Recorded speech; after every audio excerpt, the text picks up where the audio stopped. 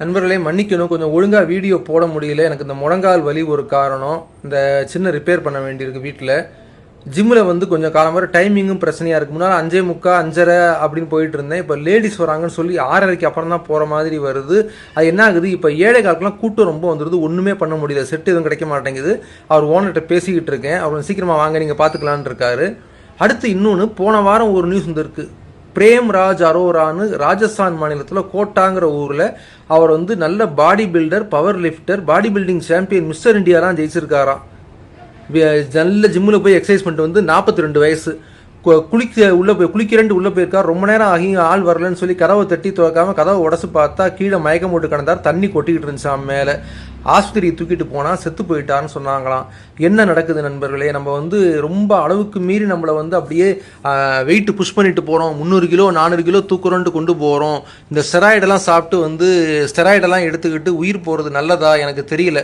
நாங்கள்லாம் ஜிம்முக்கு போன காலத்தில் வெறும் பழைய சோறு, கொண்டக்கடலை, பாசிப்பயிறு சாப்பிட்டு போனோம். நான் அப்பவும் சோனி தான், எலும்பு தான், இப்பவும் எலும்பு தோலமான உருவம் தான். அப்போ இருந்த முரட்டு வெயிட் லிஃப்டரை என்ன பண்ணுவாங்கன்னா, ஒரு நாளைக்கு 10 முட்டை திம்பாங்க, அவ்வளவுதான். வேறு எதுவும் கிடையாது. ஜிம்முக்கு போனவங்க செத்து போய் வீட்டில் கிடந்தாங்கிறது நாங்கள்லாம் கேள்விப்பட்டதே கிடையாது. அதிகபட்சம் ராமலிங்கம்னு ஒரு வெயிட் லிஃப்டர் இருந்தார், நந்திகோயில் தெருவில் பூண்டு விற்றுக்கிட்டு இருந்தார். அவர் க்ளீன் போட்டு இந்த தோலில் இன்ஜூரி ஆகி கொஞ்சம் தொட்டில் போட்டிருந்தார். அப்புறம் கண்ணன்னு ஒரு வெயிட் லிஃப்டருக்கு ரொம்ப க்ளீன் ரொம்ப வேகமாக செஞ்சு முழங்காலில் பிரச்சனை டாக்டர் என்ன சொன்னார், நீ க்ளீன் செய்யி நல்ல சமமான தரையில் செய்ப்பான்னு சொல்லியிருக்காரு.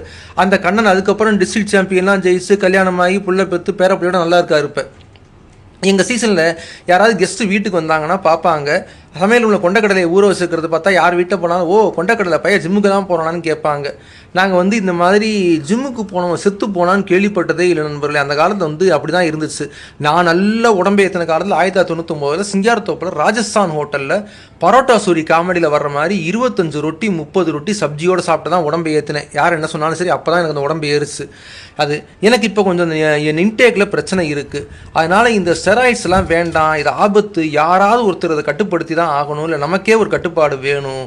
இந்த மாதிரி உயிரை விடுறதுக்காகவே எக்ஸசைஸ் பண்ணுறோம். உடனே ஒரு கோஷ்டி கிளம்பிருச்சு, ஜிம்முக்கு போயிட்டு குளிக்காத, ஜிம்முக்கு போகாத, எக்ஸசைஸே பண்ணாதங்கிற மாதிரி. அதனால் உங்கள் கருத்துக்களை சொல்லுங்கள் நண்பர்களே. அப்புறம் யூடியூப் சேனல் சப்ஸ்கிரைப் பண்ணுங்கள். நீங்கள் எல்லாருக்கும் நான் ஒரு ரிக்வஸ்ட்டாக கேட்குறேன், என்னோட அந்த 49 டே பாடி டிரான்ஸ்ஃபர்மேஷன் ப்ராடக்ட்டை பாருங்கள். அதுக்கப்புறம் யூடியூப்லேயும் கீழே டிஸ்கிரிப்ஷன் நிறைய ப்ராடக்ட்ஸ் வச்சுருக்கேன். ஒரு நாளைக்கு ஒரு 10 இல்லை 5 சேல்ஸ் ஆனால் கூட எனக்கு ரொம்ப உதவியாக இருக்கும். நான் ரொம்ப கஷ்டத்தில் இருக்கேன். அதனால் நான் கேட்குறேன், அந்த 49 டே பாடி டிரான்ஸ்ஃபர்மேஷன் நல்ல ப்ராடக்ட்டு பாருங்கள். நீங்கள் அதை வாங்கினீங்கன்னா எனக்கு ரொம்ப உதவியாக இருக்கும். மிக்க நன்றி.